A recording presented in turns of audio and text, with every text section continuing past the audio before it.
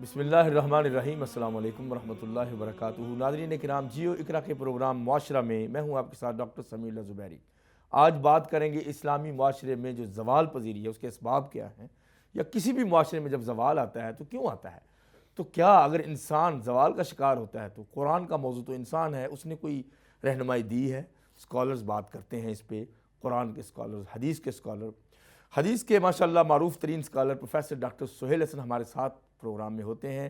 السلام علیکم ورحمۃ اللہ۔ وعلیکم السلام ورحمۃ اللہ۔ کیسے ہیں سر آپ؟ خیریت سے ہیں؟ جی الحمد اور آج ہمارے دوسرے گیسٹ ہیں ڈاکٹر شہباز علی عباسی، یہ بھی حدیث میں پی ایچ ڈی ہیں ایک اور اینگل سے، اور معلم بھی ہیں، یونیورسٹی آف سینٹرل پنجاب میں پڑھاتے ہیں۔ السلام علیکم ورحمۃ اللہ۔ وعلیکم السلام ورحمۃ اللہ۔ کیسے ہیں؟ خیریت سے ہیں؟ اللہ کا شکر۔ ڈاکٹر صاحب سے بات کریں گے ڈاکٹر سہیل حسن سے کہ اس جو معاشرہ زوال پذیر ہوتا ہے، پذیر کا مطلب ہے کہ ہوتا چلا جاتا ہے، تو اس کو اس قرآن نے، حدیث نے روکنے کے لیے کیا رہنمائی کی؟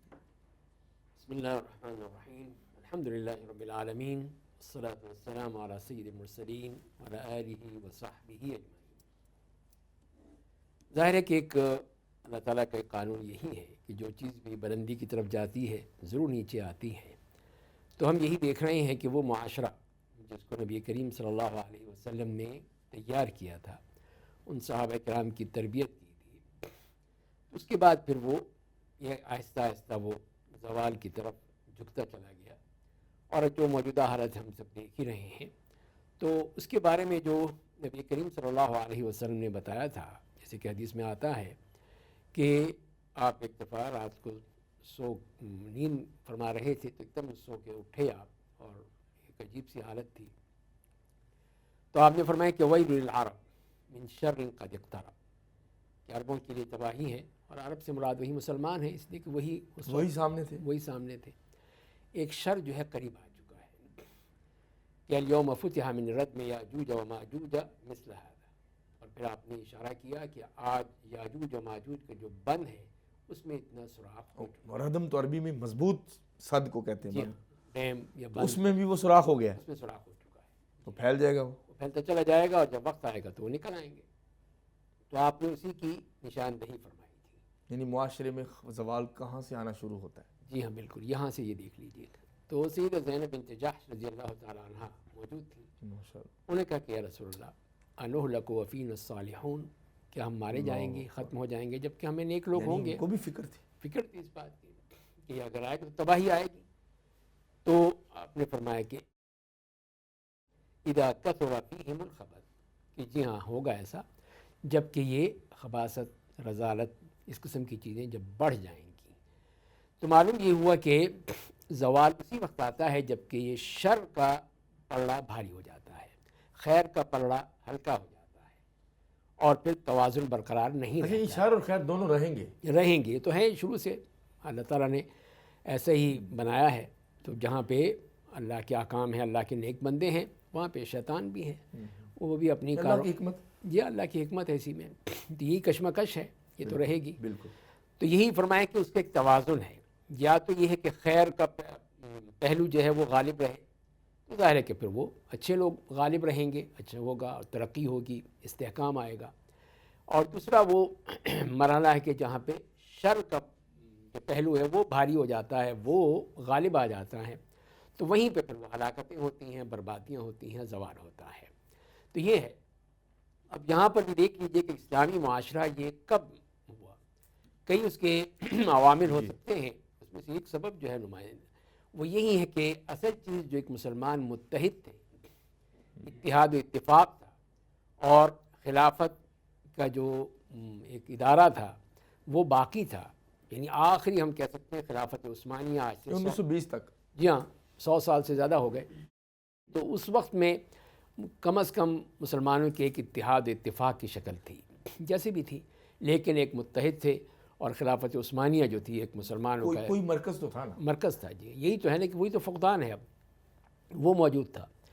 تو مغربی طاقتوں نے اور استعماری طاقتوں نے سب سے پہلے یہی کیا کہ اس خلافت کے ادارے کو تباہ کر دیا، برباد کر دیا، ختم کر دیا، اور مسلمانوں کے اتحاد و اتفاق پہ کاری ضرب لگائی کہ وہ اٹھنے نہ پائیں، اور اندر سے لوگ پیدا کیے۔ جی ہاں، پھر اندر سے ہی ایسے لوگ پیدا کر دیے کہ جس کی وجہ ہی سے یہ تباہی آتی چلی گئی، اور مسلمان زوال پذیر ہوتے چلے گئے۔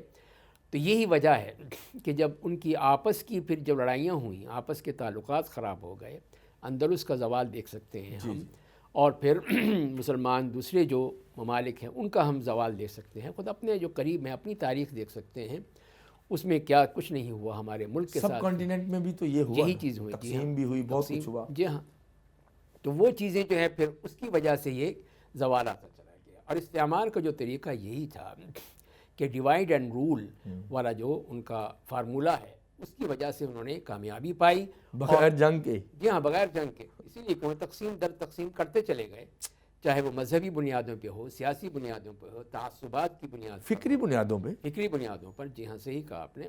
تو ان بنیادوں پر سامنے رکھتے ہوئے ہمیں انہوں نے تقسیم کر دیا، اور تقسیم در تقسیم کرتے چلے گئے، یہاں تک کہ ہماری کوئی طاقت نہیں رہی، اور ان کے سامنے ہم پھر بکھر گئے۔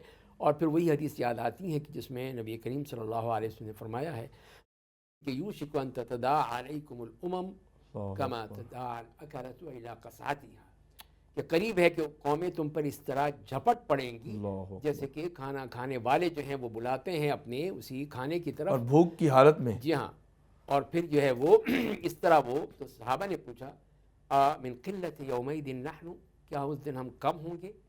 تو آپ نے فرمایا کہ نہیں، بہت سے ہوں گے، ولیکن غصہ ان کا غصہ اس سے، لیکن تمہاری حالت اس طرح ہوگی جیسے کہ خس و خاشاک جو ہے سیلاب میں بہتا چلا جاتا ہے۔ 1450 برس پہلے کہا، بالکل وہی، اب وہی ہو گیا، بیانی ہی وہی ہو رہا ہے کہ ہم خس و خاشاک سے، فلسطین میں جو ہوا، بالکل وہ تو بیچارے جو بھی ہوا ہمارا ہے نا اصل معاملہ اللہ کے ہاں، کہ ہم جو خس و خاشاک کی طرح ہیں، بالکل شتر مرغ کی طرح اپنا منہ چھپائے بیٹھے ہیں ریت میں، کہ ہم نہیں دیکھنا چاہتے، لیکن ان کو ہم نے مرنے دیا، قتل ہونے دیا، کٹنے دیا، ہزاروں، ہم نے کچھ نہیں کیا۔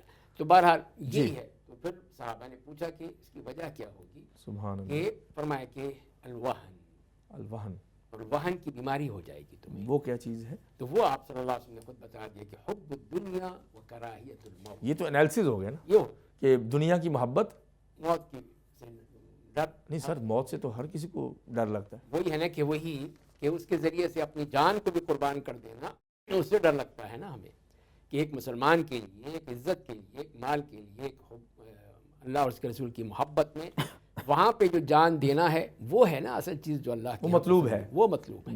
جب اس کی ہمیں اس کی خیال نہیں ہو کہ پھر ہم خام خواہ مارے جائیں۔ بہت ہی خوبصورت مقدمہ بیان کیا گیا ہے ڈاکٹر شہباز علی عباسی صاحب، پروفیسر صاحب نے۔ تو دیکھیں نظریاتی طور پہ بھی تو یہ مسائل ہیں نا زوال پذیری کے، اسلامی معاشرے میں زوال تو ہونا ہی نہیں چاہیے، اسلام کو زوال تو ہوتا ہی نہیں، تو مسلمانوں کو کیوں ہو رہا ہے؟ کہ کوئی نظریاتی بھی کوئی چیز ہے اس میں؟ بسم اللہ الرحمن الرحیم۔ انتہائی خوبصورت انداز میں ڈاکٹر صاحب نے اس کا مقدمہ بیان کیا، ہم اس کی اب ابواب الفصول بنا دیتے ہیں، ٹھیک ہے؟ میں اس کو 3-4 اینگلز سے جو ہے وہ ڈیوائیڈ کر کے آپ کے سامنے رکھتا ہوں۔ پہلی بات کیا ہے؟ پہلی بات یہ ہے کہ کسی بھی معاشرہ، اور اسپیشلی اگر ہم اسلامک معاشرے کی یا اسلامک سوسائٹی کی بات کرتے ہیں، تو ہمارے پاس ایک سوشل فیبرک پراپر موجود ہے قرآن و سنت کی روشنی میں، ٹھیک ہے؟ اس کو آپ ڈیرائیو کریں قرآن سے، قرآن کہتے ہیں نا الیوم اکملت لکم دینکم واتممت علیکم نعمتی ورضیت لکم الاسلام، اکملت لکم دینکم، دین میں سب چیزیں ہیں۔ اب یہ دیکھیے کہ جب دین کہہ دیا گیا تو گویا کہ ہمارے سامنے ایک ٹریک قرآن حکیم نے جو ہے وہ رکھ دیا، جس ٹریک پر ہم چلیں گے تو عروج ہمارا مقدر ہے، اور جس ٹریک کو ہم چھوڑیں گے تو الٹیمیٹ زوال، گارنٹی اللہ نے دی، دیکھیں الٹیمیٹ ہمارا زوال مقدر ہے، ٹھیک ہے؟ اب اس سے ہم تھوڑا سا آگے نکلتے ہیں کہ ہم نظریات سے مراد کیا لیتے ہیں۔ ایک بہت بڑا فکری پہلو یہاں بھی ہمیشہ غالب رہتا ہے ان لوگوں کی طرف سے جو یہ سمجھتے ہیں کہ شاید دین متین فقط کس چیز کا نام ہے، ایک اسپیسیفک ایریا ہے، اور اس کو آپ عبادات سے جوڑ دیتے ہیں۔ حالانکہ عبادت کا مطلب صرف نماز نہیں ہے، معاملات بھی ہیں۔ اب آئیے اس کی طرف کی عبادات بنیادی طور پہ کیا ہے۔ حضرت ابو دردہ کی ایک بڑی معروف روایت ہے، اللہ کے رسول صلی اللہ تعالیٰ علیہ وسلم نے اس روایت کے اندر، اس کا مفہوم میں آپ کے سامنے رکھتا ہوں، حدیث میں اسٹڈی کیا نا، جی حدیث، اس میں جو ہے وہ 3 چیزیں اللہ کے رسول نے بیان فرمائی، اور اس میں پہلی چیز ہی کیا ہے؟ خلش کو دور کرنا۔ اچھا، بالکل، ٹھیک ہے؟ اس کو آپ بڑے اچھے انداز میں سلامت الصدر، سلامت الصدر، اس سے مراد کیا ہے؟ کہ آپ نے کیا کرنا ہے کہ آپ کا یہ جو ہے نا دل، جس کو آپ کہتے ہیں گوشت کا لوتھڑا، اس کو آپ نے کیا کرنا ہے؟ سارے جسم کی روٹ ہے، وہ اس کو آپ نے درست کرنا ہے۔ جب وہ درست ہو گیا تو الٹیمیٹ آپ کے نظریات کیا ہوں گے؟ درست ہوں گے۔ اس سے تھوڑا سا آگے نکلیں، دوسری بات کی تھی اصلاح ذات البین، یعنی آپس میں اصلاح، ریفارمیٹک پوائنٹ، ٹھیک ہے؟ اب اگر ان دونوں چیزوں کو ہم سامنے رکھیں تو گویا اللہ کے رسول صلی اللہ تعالیٰ علیہ وسلم ہمیں یہ بتا رہے ہیں کہ لوگوں، جہاں اسلام کی بنیاد عبادات یا دیگر چیزوں کے اوپر آپ رکھ رہے ہیں، وہاں طرز معاشرت اور اخلاقیات تو ہمارے لیے لازم ہے، ان کے بغیر تو آپ کا معاشرہ آگے ہی نہیں بڑھ سکتا، ٹھیک ہے۔ اور اگر آپ اس طرف دیکھنا چاہیں کہ نظریاتی اعتبار سے آج کل کے دورانیے میں ہم کیا ہیں، زوال پذیر ہیں، تو اس کی کئی مثالیں ہمارے سامنے موجود ہیں۔ آج کل کے دورانیے میں بڑھتا ہوا الحاد کا فتنہ آپ دیکھ لیں، وجہ کیا ہے؟ نظریات کی کمزوری۔ اس کے علاوہ دوسری طرف آ جائیں کہ ہمارا معاشرہ زوال پذیری کی طرف کیوں جا رہا ہے؟ نہیں، یہ بتائیے کہ نظریات کی جو زوال پذیری کے سبب ہے وہ دے گا کون؟ نظریہ دے گا کون؟ دیکھیں نظریہ ممبر و محراب ہے یا یونیورسٹی ہے یا گورنمنٹ ہے، یہ تو بتائیں نا۔ دیکھیں ہمارے پاس نظریات قرآن سنت کی شکل میں موجود ہیں، اب اس کے لیے عملی تصویر کون پیش کرے گا؟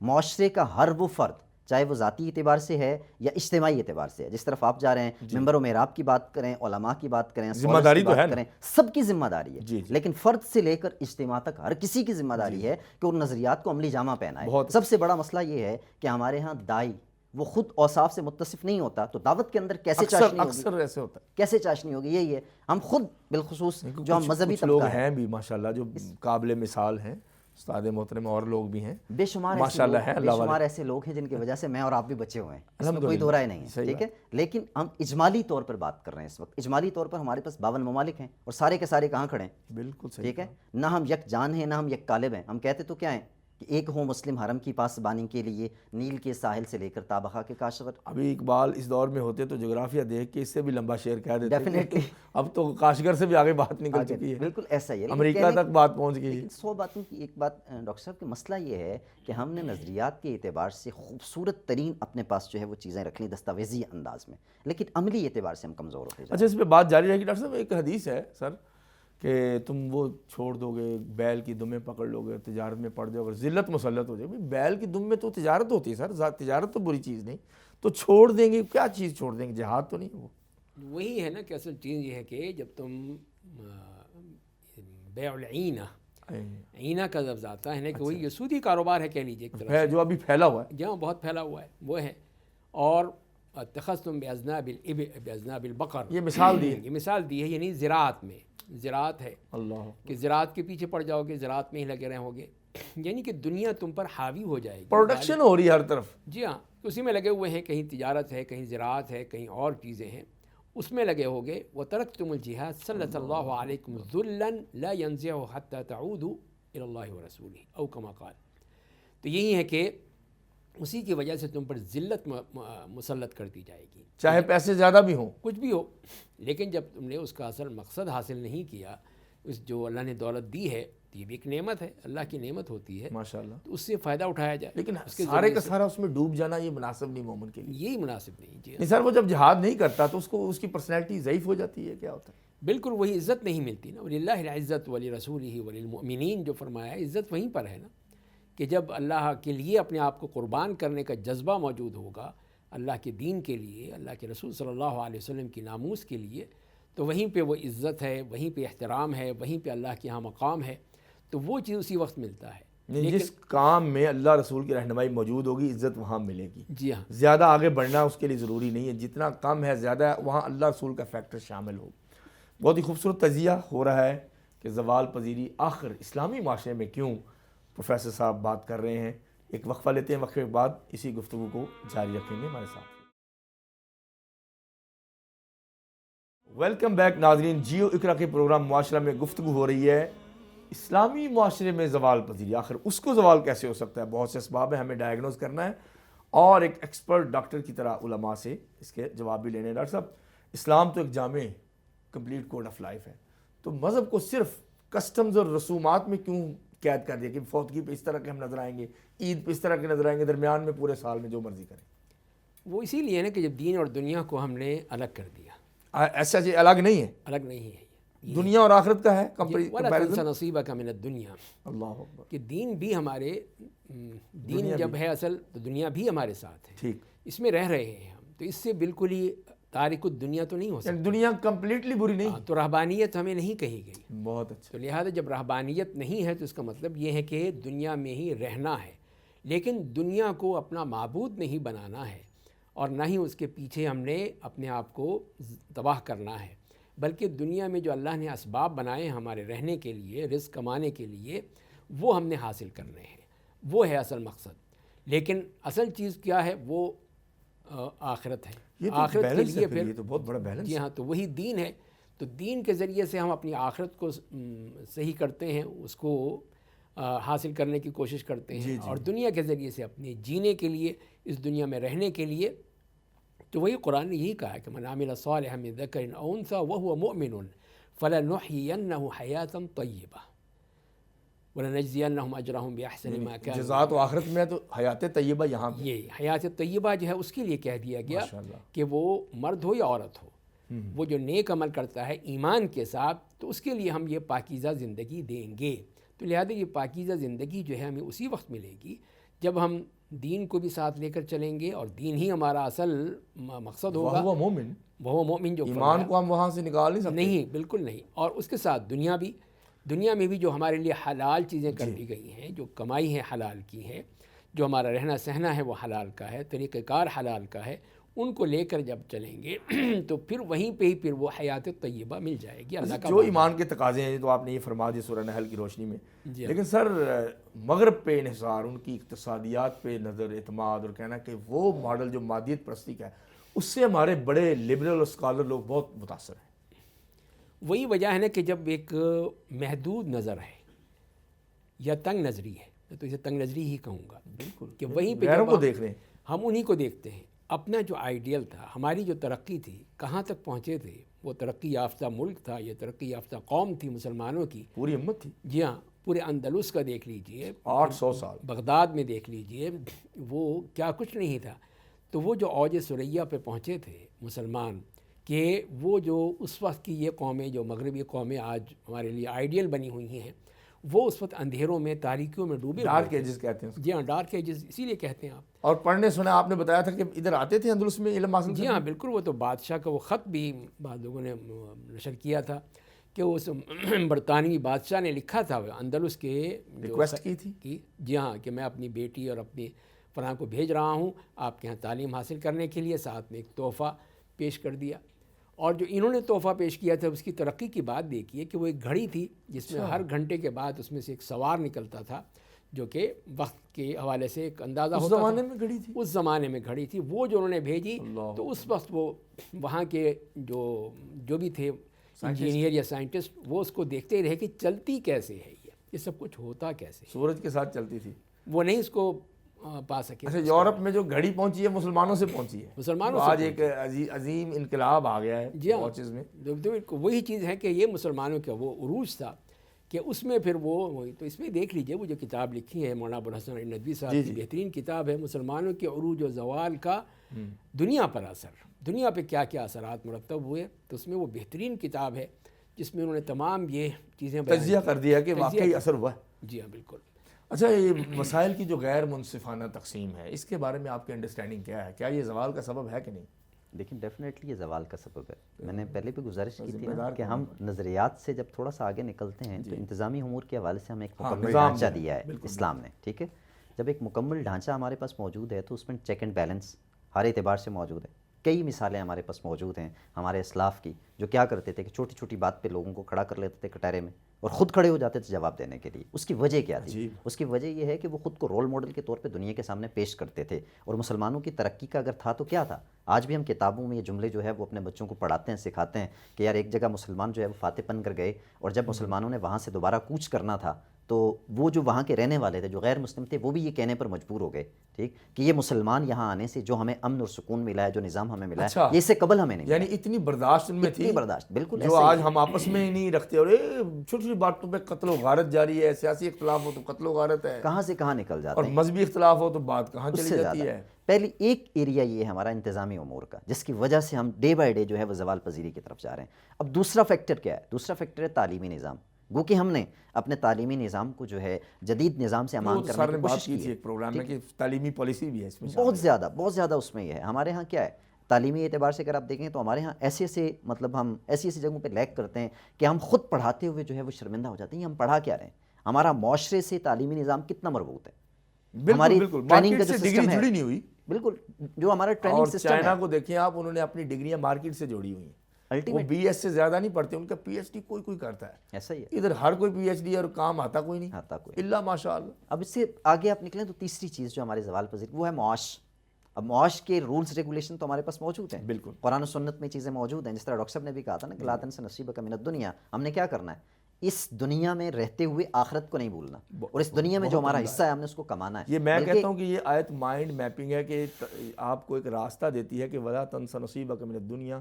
حضرت موسیٰ علیہ السلام نے قارون کو کہا کہ اپنا دنیاوی حق مت بولو، تو بھائی دنیا میں رہ وقت کے فیما آتاک اللہ الدار الآخرہ، اسی میں رہ کے آخرت تلاش کرو، تو اپنے اپنے ڈومین میں رہ کے کام کیا جائے کرنا چاہیے. بلکہ قرآن حکیم نے دیکھیے کیسا خوبصورت کلیہ دیا. قرآن کہتا ہے وَمَا الْحَيَاةُ الدُّنْيَا إِلَّا لَعِبٌ وَلَهْوٌ وَلَلدَّارُ الْآخِرَةُ خَيْرٌ لِلَّذِينَ يَتَّقُونَ أَفَلَا تَعْقِلُونَ. کہ یہ جو دنیا کی زندگی ہے اس کو لاب لاب نہ سمجھو، اور آخرت کا جو گھر ہے وہ بڑا بہتر ہے.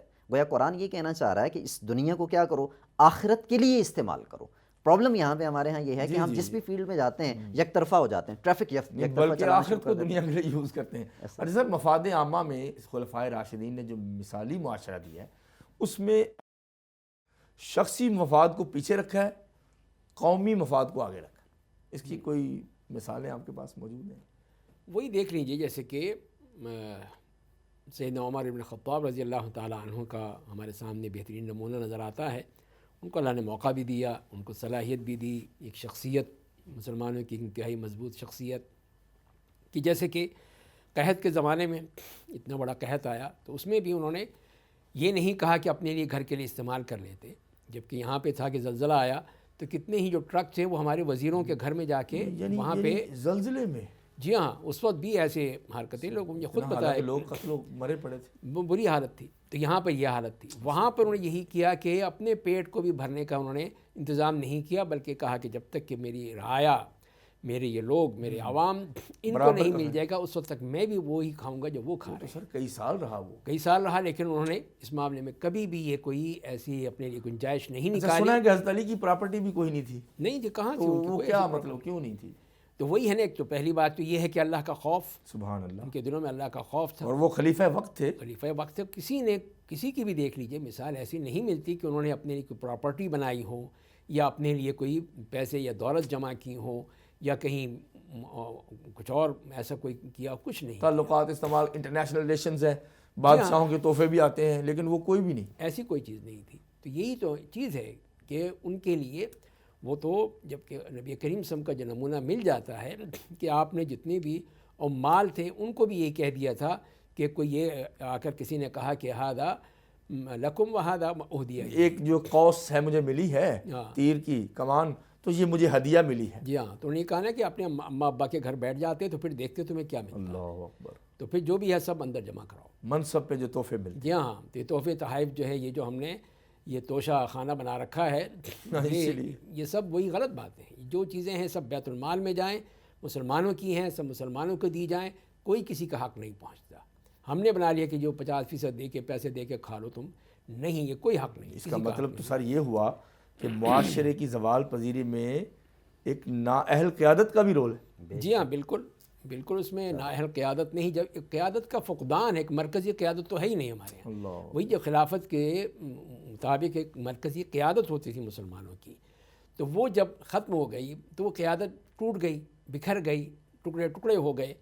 اب یہ جو حالت ہے جب وہ بھی قیادت نااہل ہو تو پھر کیسے مسلمان ترقی کریں گے؟ نہ تعلیم ہے، نہ تربیت ہے، نہ ٹریننگ ہے، نہ ریسرچ ہے، نہ کچھ اور.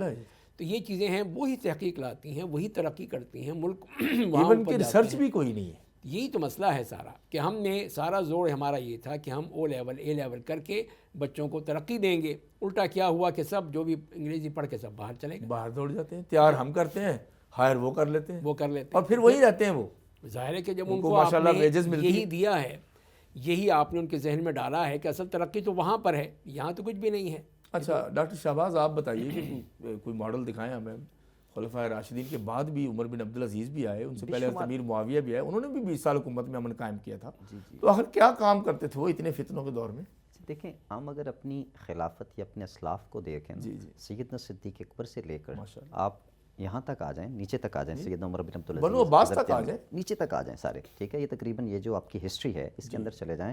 سیدنا صدیق اکبر جیسا بندہ جب کیا ہوتا ہے مسند خلافت پہ فائز ہوتا ہے تو کیا کہتا ہے جو ایک مزدور کیا وہ میری، حیرت یہ کی مفاد حالانکہ وہ عامہ تاجر تھے. تاجر تھے، یہ مفاد عامہ ہے. اور دیکھیں جب دنیا سے جا رہا ہے تو سید عائشہ صدیقہ سے کیا ارشاد فرماتے ہیں، کہتے ہیں میرا یہ جو بچا کچا مال ہے نا یہ عمر کے حوالے کر دینا، اور کفن اسی کپڑے میں دے دینا. عجیب. ٹھیک ہے، اسی طرح آپ نیچے تک آتے جائیں. دیکھیں کہنے کا مطلب یہ ہے، یہ ساری مثالیں تو ہمارے پاس موجود ہیں، لیکن کیا امپلیمنٹیشن ہماری سوسائٹی میں ہے؟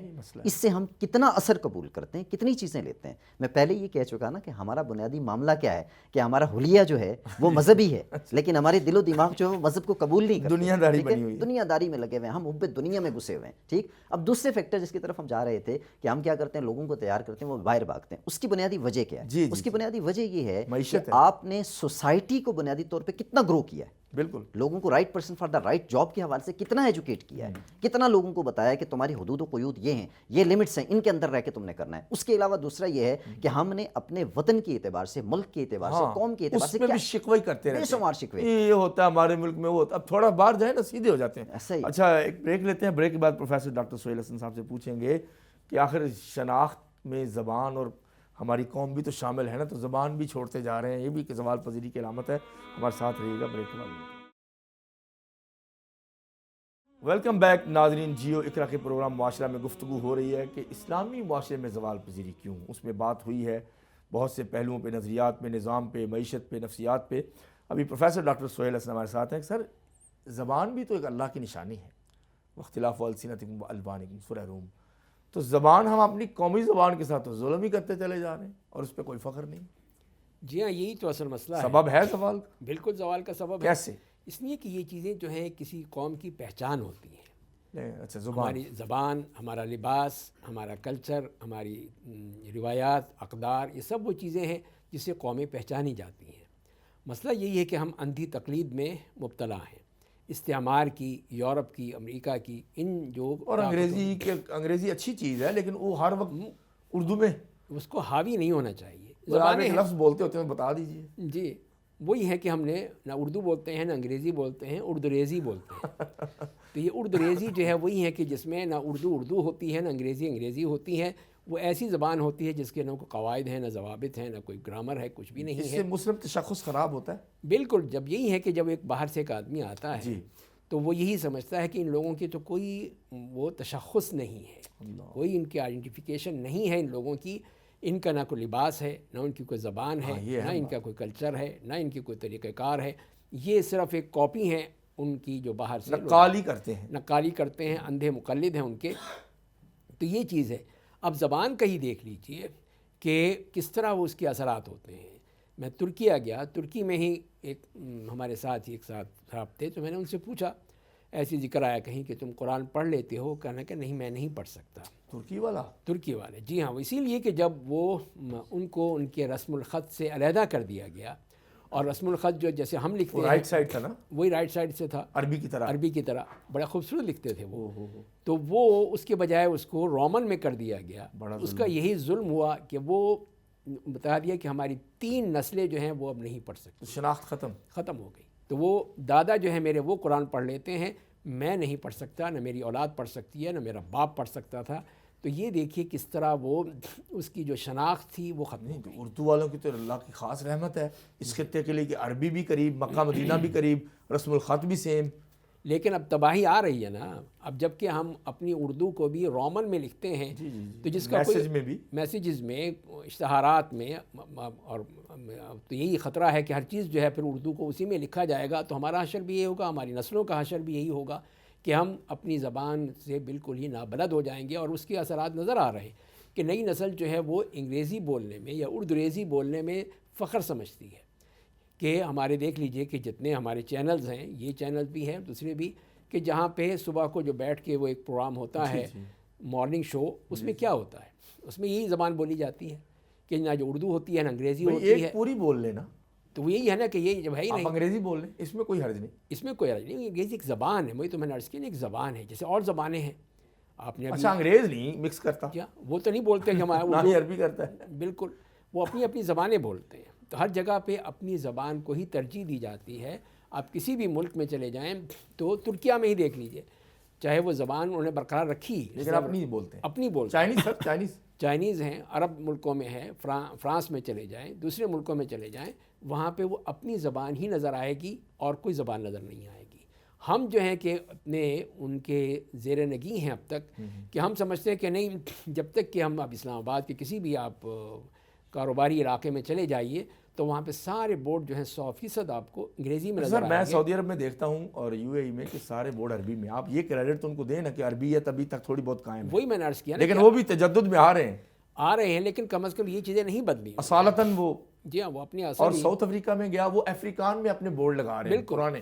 حتیٰ کہ ایئرپورٹ پہ وہی میں نے دیکھا جنوبی افریقہ میں، وہ اپنی افریقن جو ہے زبان اس میں بورڈ لگے ہوئے تھے اور انگلش بھی لکھی ہوئی تھی ہیلپ کے لیے، ہیلپ کے لیے، تاکہ ہم لوگ جیسے سمجھ سکیں دوسرے لوگ، لیکن اپنی زبان کو ترجیح دی انہوں نہیں وہ اگر ان کو انگریز اور امریکنز وغیرہ کہیں کہ آپ کی زبان تو ہمیں سمجھ ہی نہیں آتی ہے، جنگلیوں کی طرح لکھا ہے، تو وہ تو نہیں باز آتے۔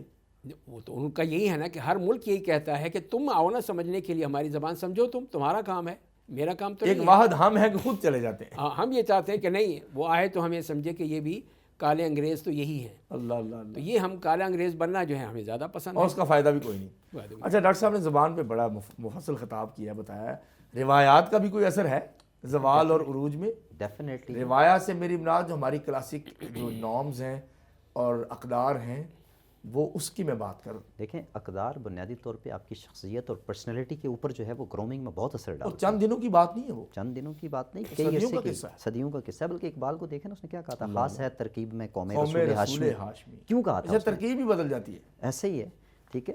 مسئلہ یہ ہے کہ آج کل کے دورانیے میں جیسے ڈاکٹر صاحب آپ کہہ رہے تھے نا ہم کالے انگریز بننا چاہتے ہیں، اس میں میں اضافہ کر دیتا ہوں کہ ہم اصل میں براؤن انگریز بننا چاہتے ہیں، نہ کالے ہیں نہ گورے ہیں، براؤن والے وہ انگریز ہیں۔ غلامی میں رہے ہیں نا تو ابھی تک وہی رنگ پسند ہے، تو ہمیں وہی رنگ پسند اس ہے، لیے ہمارے بالکل درست زیادہ بات بچے آپ، یو کے جاتے ہیں۔ درست بات آپ فرما رہے ہیں۔ مسئلہ یہ ہے کہ اچھا جرمن میں سر وہ اپنی زبان پہ اتنا فخر کرتے ہیں، انگریزی میں بات ہی نہیں سنتے، بات ہی نہیں سنتے۔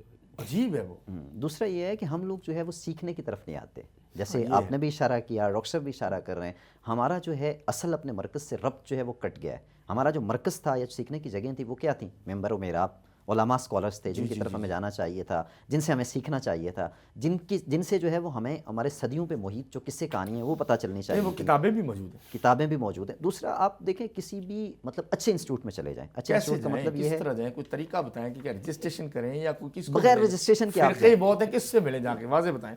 ہر بندے کا اپنی ایک سوچ ہے، میری بھی ہے، آپ کی بھی ہے۔ میں آپ کو ایک مثال دیتا ہوں نا، آپ کسی دن وزٹر کے طور پہ کسی ادارے میں چلے جائیں، پہلے جانے دیکھنا چاہیے، ہاں وزٹر کے طور پہ جائیں، وزٹر کے طور پہ جا کے آپ وہاں کسی بھی کلاس کا تجزیہ کریں کہ ان سے کہیں یار 10 صحابہ کرام کے نام بتا دو، اللہ عشرہ مبشرہ کے نام بتا دو۔ 90% لوگوں کو نہیں نہیں، یہ آتے تو پھر کئی پی ایچ ڈی اسکالرز کو بھی نہیں آتے۔ پرابلم یہ ہے کہ ہم لوگ جڑنا ہی نہیں چاہتے، سیکھنا ہی نہیں چاہتے، ٹھیک ہے، ایک مسئلہ یہ ہے۔ اور دوسرا یہ ہے کہ اس وقت علماء کے درمیان اور ہماری سوسائٹی کے درمیان بھی ایک جنریشن گیپ آ گیا ہے، ٹھیک۔ اس میں یہ فیکٹر بھی ضرور موجود ہے کہ شاید ہمارے علماء جو ہے اس کلاسیکل دور سے نکل کے جدید دور میں نہیں آ سکے، کمیونیکیٹ کرنے کے اعتبار سے، ٹھیک کرنے کے اعتبار سے ہیں، لیکن اس کا یہ مطلب قطعاً نہیں ہے کہ وہ لوگ ڈیلیور نہیں کر سکتے۔ میں آج بھی یہ دعوے سے کہتا ہوں کہ ایسا شخص جو قرآن و سنت کا متبع ہے، آپ اس سے ملیں، اس میں آپ کو اخلاقیات بھی ملیں گی، اس میں آپ کو جو ہے وہ کمٹمنٹ، ہر چیز، ایثار بھی ملے گا، ہر چیز جو ہے وہ دوسروں سے بہتر ملے گی۔ اور کئی ہمارے پاس مثالیں بھی موجود ہیں، جب ہمارے پاس مشکل وقت آتے ہیں تو لوگ کیا کرتے ہیں، محراب کو امن کے لیے بہت استعمال کیا جا سکتا ہے، نہیں بلکہ میں تو یہ کہتا ہوں کہ مسجد جو ہے وہ ہمارا کمیونٹی ہال ہے، جس میں ٹریننگ ہو سکتی ہے، جس میں لوگوں کے مسائل کیا جا سکتا ہے، دوبارہ بن جانا چاہیے۔ بلکہ قرون یورپ میں اور امریکہ میں ساری مسجدیں کمیونٹی سینٹر ہیں، بلکہ قرون اولیٰ میں ہمارے پاس ایسی ہزاروں مثالیں موجود ہیں کہ مسجدوں کے بیٹ میں کیا ہوتا تھا۔ سیدنا عمر فاروق کے متعلق کیا آتا ہے کہ ایک جو ہے وہ آیا ایمبیسڈر ڈھونڈنے کے لیے، لوگوں نے کہا کتے ہیں جی، تلاش کریں کہاں ہیں سیدنا عمر فاروق، کسی نے بتایا فلاں جگہ جاؤ، مسجد کے گئے تو وہ کیا ہے نیچے لیٹے ہوئے، یعنی وہ مسجد کو ایک آرام گاہ بھی بنایا، دانے اکٹھے بھی کیے، قیدیوں کو بھی باندھا۔ اچھا سر، ایک اینڈ پہ سوال ہے کہ فکری زوال تو ہے، بہت ہے، سب سے زیادہ خطرناک تو یہی ہے، کوئی حل ہے اس کا؟ کوئی کیا کریں آپ، تھوڑا بہت کوئی گڈ ہوپ ہو، وے آؤٹ ہو؟ تو یہی جب کہا گیا ہے کہ تمہارے پاس یہی اللہ کی کتاب ہے، حبل اللہ المتین، فیہ نبأ من قبلکم ومن بعدکم، سارا انالیسز ہے، یہ سب کچھ اسی میں ہے۔ قرآن کریم میں ہی بتا دیا گیا ہے کہ وہ ہے ہمارے پاس جو اللہ کا کلام ہے، اللہ کی کتاب ہے، وہ ہے اصل چیز، جس میں پچھلوں کی بھی خبریں ہیں، آئندہ کی بھی باتیں ہیں، ساری واقعات بیان کر دیے ہیں، قوموں کے جو قصے ہیں، جی ہاں، تو وہ اسی لیے دیے گئے ہیں نا کہ اس سے پتہ چلے کہ یہ قومیں تباہ کیوں ہوئی، ان پہ زوال کیوں آیا، ان کے زوال کیوں آیا۔ فار ایگزامپل قوم لوط پہ کیوں آیا؟ جی ہاں، وہ یہی ہے، فحاشی کی وجہ سے، فحاشی کی وجہ سے۔ اب اس پہ فخر کرنا عجیب بات ہے۔ وہی ہے نا کہ یہ جو قومیں ہیں الحمدللہ ہم تو اسے پاک ہیں، لیکن یہ چیزیں آہستہ آہستہ ہمارے معاشروں میں بھی آ رہی ہیں، پھیل رہی ہیں۔ اچھا اس سے سر امریکہ یورپ بھی تنگ آ گیا، انہوں نے کہا جی یہ دو جنسی اصل ہوتی ہیں، یہ بھی ہے۔ چلیے ایک اچھا رجحان ہے الحمدللہ۔ لیکن بہرحال یہی ہے کہ وہ جو قرآن کریم نے سب کچھ بتا دیا ہے تو اس کے ذریعے ہی سے پھر ہم واپس لوٹ سکتے ہیں، اس کے کر سکتے ہیں، تبھی بات بنے گی، ورنہ ہم نہیں بنیں گے۔ صحابہ کرام کے بھی دیکھ لیجئے، اختلافات ہوں یا کوئی مسئلہ ہو، انہوں نے فوراً اپنے آپ کو قرآن سے جوڑا ہے، قرآن کی طرف واپس لوٹے ہیں کہ اس کی جو ہدایات ہیں وہی ہمارے کام آئیں گی۔ اور سیرت النبی صلی اللہ علیہ وسلم جو بہت بڑا سورس ہے ہمارے لیے، اس کو زندہ مثال بالکل، تو اس کے ذریعے ہی سے پھر ہم اسی عزت کو پا سکتے ہیں۔ جب عزت کا جو اصل مقام ہے وَلِلَّهِ الْعِزَّةُ وَلِرَسُولِهِ وَلِلْمُؤْمِنِينَ جب کہہ دیا گیا ہے تو پھر عزت تو وہاں سے ملے گی۔ نہیں لیکن صاحب ہمارا جوان وہ قرآن کا ترجمہ ہی نہیں پڑھتا، کہتے ہیں سمجھ ہی نہیں آتی، مطلب نہیں پڑھنا چاہیے، گمراہ ہو جائیں گے۔ تو وہی ہے نا کہ جو ہم نے طریقہ کار استعمال کیا، ٹھیک ہے ہمارے نصاب میں شامل کر دیا گیا ترجمہ قرآن بھی، مجبوراً پڑھتے ہیں، لیکن اس کو جو ایسا انداز ہونا چاہیے تھا کہ اس کو پیار سے، محبت سے، اچھے طریقے سے پڑھایا جائے کہ اس سے ایک لگاؤ ہو، یہ نہ ہو کہ ایک مصیبت بن گیا ہمارے لیے۔ یہ سمجھتا ہے ایک طالب علم کہ اب ایک ادارہ تھا، ایک مدرسہ بنایا گیا تھا حکومت کی طرف سے بھی، کہ جب وہاں پہ 10 پارے آپ نے دے دی ایک طالب علم کو اس کو سمجھنے کے لیے، یہ 5 پارے دے دیے تو وہ بیچارہ کیا پڑھے گا؟ پہلے چھوٹی صورتیں پڑھاؤ، پہلے سورۃ فاتحہ کا ترجمہ پڑھاؤ جو روز نماز میں پڑھتے ہو۔ پھر اصل بات عربی زبان ہے، عربی زبان سکھائیں آپ کو، جب عربی زبان سیکھ لیں گے تو قرآن پڑھنا آسان ہو جائے گا، یعنی سمجھنا آسان اسکولوں میں عربی زبان ضروری ہے، بہت ضروری ہے۔ میں تو یہ سمجھتا ہوں آپ نے ساری زندگی عربی میں پڑھا ہے، کیوں ضروری ہے؟ ذرا ایک لائنر دے دیں، 1 لائنر۔ وہ اسی لیے کہ ہمارا تعلق قرآن اور حدیث سے پوری طرح مضبوط ہو جائے گا، جڑ جائے گا۔ تو ہمارے والد گرامی مثال دیا کرتے تھے شیخ عبدالغفار حسن، جی ہاں، محدث مدینہ، ایک خالص دودھ ہوتا ہے، ایک لسی ہوتی ہے، تو خالص دودھ میں جو چیز موجود ہے وہ لسی میں نہیں ہوتی، تو لہذا جو خالص عربی میں آپ ایک چیز پڑھیں گے، سمجھیں گے، وہ ترجمے میں نہیں ہوگا، وہ ترجمے میں نہیں ہوگی۔ تو ترجمہ تو ایک ترجمانی ہوتی ہے مترجم کی، کہ وہ اپنے الفاظ میں وہ بات کہہ دیتا ہے۔ اچھا سر، اب بہت سے فورم موجود ہیں عربی سکھانے کے، ہم بھی پڑھاتے ہیں، تو لوگ ہم سے رابطہ کر سکتے ہیں، ہم گائیڈ بھی کر دیں گے، الحمدللہ فری بھی بتا دیں گے۔ تو اب کوئی یعنی ریزن باقی نہیں رہی کہ میں کہاں سے سیکھوں، اے آئی سکھا دے گا، یوٹیوب سکھا دے گا، ہر چیز۔ لیکن پلیز اسٹوڈنٹس واپس آ جائیں قرآن کی طرف، اور وہ بلسان عربی مبین، اللہ کہتے ہیں نہ صرف عربی میں بلکہ عربی مبین میں نازل کیا، لعلکم تعقلون، یہ بھی کہا کہ اس سے عقل میں اضافہ ہوتا ہے، آپ کی وزڈم بڑھتی ہے۔ بہت ہی اچھی گفتگو کی پروفیسر ڈاکٹر سہیل حسن صاحب، آپ کا بہت شکریہ۔ ڈاکٹر شہباز علی عباسی، آپ کا بھی بہت شکریہ۔ معاشرے کے عروج و زوال کے اسباب اور اس کے وے آؤٹ دیے ہیں، حل بتائے ہیں۔ ناظرین کرام، پروگرام کا وقت ختم ہوا چاہتا ہے، اگلے پروگرام تک لے اپنے ہوسٹ ڈاکٹر سمیع اللہ زبیری کو اجازت دیجیے۔ اللہ حافظ۔